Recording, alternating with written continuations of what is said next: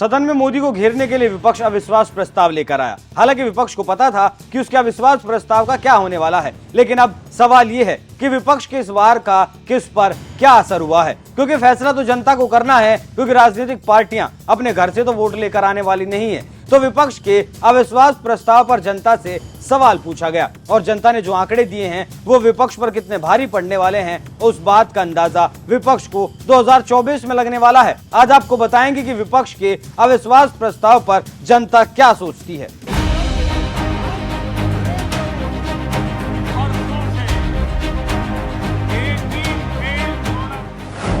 नमस्कार, NMF news देख रहे हैं आप। मैं हूं आपके साथ अभिषेक पुंडीर। विपक्ष ने एक चाल चली कि अविश्वास प्रस्ताव के बहाने मोदी को घेरा जाए और सदन में जवाब मांगा जाए। हालांकि जैसा विपक्ष ने सोचा था हुआ भी वैसा ही। मोदी ने सदन में विपक्ष के सवालों का जवाब भी दिया, लेकिन विपक्ष जवाब पूरा होने से पहले ही सदन से बाहर निकल जाना उसने बेहतर समझा। विपक्ष मोदी का 2 घंटे 13 मिनट का भाषण नहीं सुन पाया। जनता ने मोदी का भाषण सुना और विपक्ष को भी सुना और फिर सी वोटर ने एक सर्वे किया और सर्वे के मुताबिक विपक्ष को इस अविश्वास प्रस्ताव पर खासा नुकसान उठाना पड़ा है। सर्वे में शामिल ज्यादातर लोगों ने माना है कि अविश्वास प्रस्ताव पर चर्चा के दौरान सबसे असरदार भाषण प्रधानमंत्री नरेंद्र मोदी का था। लोगों का कहना है कि अविश्वास प्रस्ताव लाकर विपक्ष ने भारी गलती कर दी। मणिपुर मुद्दे पर मोदी सरकार के खिलाफ विपक्ष प्रस्ताव लेकर आया था। इसका मकसद प्रधानमंत्री मोदी को इस मुद्दे पर बोलने के लिए मजबूर करना था। विपक्ष को भी पता था कि संख्या बल के लिहाज से वो लोकसभा में उम्मीद से ज्यादा कमजोर है और मोदी सरकार के खिलाफ प्रस्ताव लाने से सरकार नहीं गिरने वाली। सर्वे ने खोली विपक्ष की पोल। सर्वे में बेहद हैरान करने वाले जवाब मिले हैं। सर्वे में जब विपक्ष के समर्थकों से पूछा गया कि इस अविश्वास प्रस्ताव का सबसे ज्यादा फायदा किसे हुआ है, तो विपक्ष के समर्थक 30% लोगों का कहना था कि एनडीए को इसका फायदा मिला है। 15% लोगों का मानना था कि विपक्ष को फायदा हुआ, जबकि 43% लोगों का कहना था कि उन्हें नहीं पता किसे फायदा हुआ है और किसे नुकसान। इसके बाद लोगों से पूछा गया कि किसका भाषण ज्यादा असरदार था, तो उसमें भी विपक्ष के हाथ निराशा ही लगी। मोदी, राहुल या अमित शाह, अविश्वास प्रस्ताव पर किसका भाषण सबसे ज्यादा असरदार था? जब ये सवाल पूछा गया तो 46% लोगों ने प्रधानमंत्री मोदी के भाषण को प्रभावित बताया। 22% लोग राहुल के भाषण से सहमत दिखाई दिए और 14% लोगों ने अमित शाह के भाषण को पसंद किया। 9% लोगों ने और नेताओं के भाषण को पसंद किया या कहें कि उनका भाषण उन्हें ज्यादा असरदार लगा। इसके बाद सवाल पूछा गया, अविश्वास प्रस्ताव का फैसला सही था या गलत? इस पर विपक्ष के समर्थक क्या सोचते हैं? 46% लोगों ने हाँ में जवाब दिया, 35% का जवाब ना में था, 18% ने इसका जवाब पता नहीं में दिया। अविश्वास प्रस्ताव का फैसला सही था या गलत?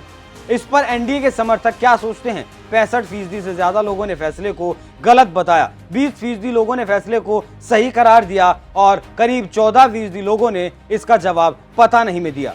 प्रधानमंत्री मोदी जब भाषण देने आए थे तो उन्होंने कहा कि मैंने सारे भाषण सुने हैं और कुछ देखे भी हैं। अगर यह अविश्वास प्रस्ताव नहीं आया होता तो शायद इतना बोलने का मौका नहीं मिलता।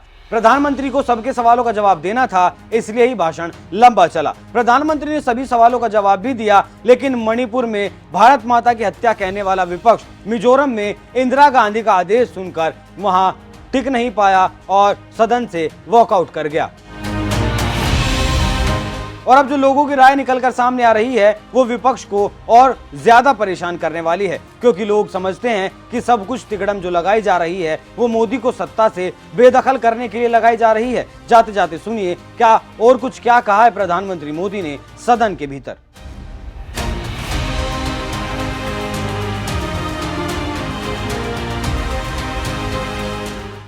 आज दुनिया में कोई भी भारत के लिए अपशब्द बोलता है तो इन्हें उस पर तुरंत विश्वास हो जाता है, तुरंत उसको कैच कर लेते हैं। ऐसा मैग्नेटिक पावर है कि भारत खिलाफ हर चीजें वो तुरंत पकड़ लेते हैं।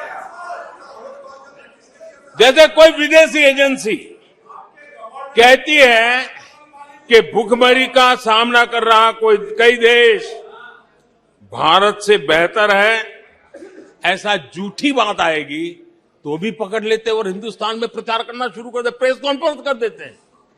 भारत को बदनाम करने में क्या मजा आता है। दुनिया में कोई भी ऐसी बेतुकी बातों को मिट्टी के ढेले जैसी जिसकी कीमत ना हो, ऐसी बातों को तवज्जो देना ये कांग्रेस की फितरत रही है और तुरंत उसका भारत में एम्पलीफाई करना, प्रचार करना पूरी कोशिश टीम लग जाती है।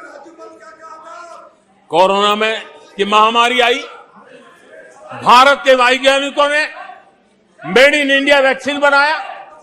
उन्हें भारत के वैक्सीन पर भरोसा नहीं, उनको भारत के वैक्सीन पर भरोसा नहीं, विदेशी वैक्सीन पर भरोसा, ये इनकी सोच रही। आदरणीय अध्यक्ष जी,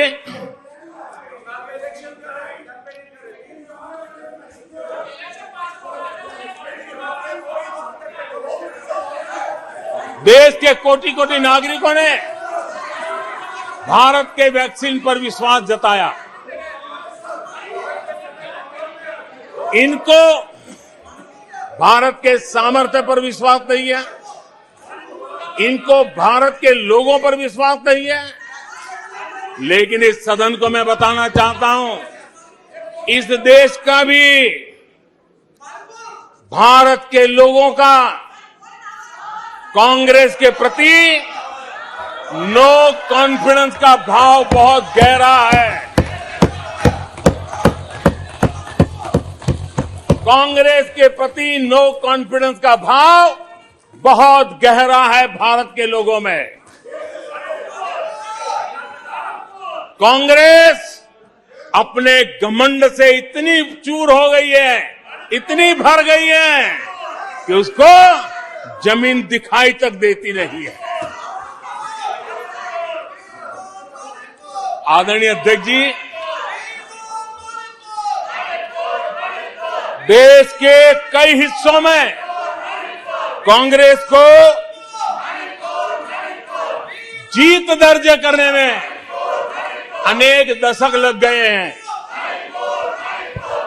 तमिलनाडु में कांग्रेस की आखिरी बार 1962 में जीत हुई थी। 61 वर्षों से तमिलनाडु के लोग कह रहे हैं कांग्रेस नो कॉन्फिडेंस। तमिलनाडु के लोग कह रहे हैं कांग्रेस। पश्चिम बंगाल में उन्हें आखिरी बार जीत 1972 में मिली थी। पश्चिम बंगाल के लोग 51 सालों से कह रहे हैं कांग्रेस, कांग्रेस।